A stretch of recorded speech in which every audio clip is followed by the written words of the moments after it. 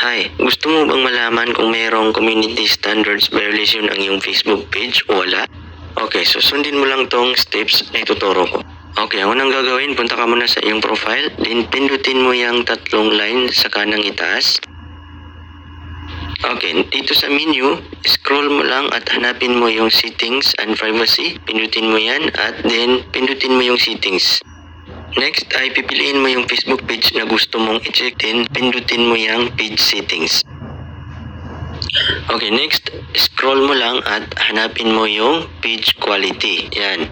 So, pindutin yung page quality.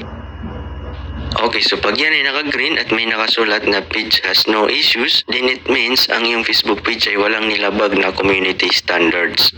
Tandaan, bawal po sa Facebook yung pag-upload ng mga videos na may hate speech, pambubuli, sexual content, at pagbabanta.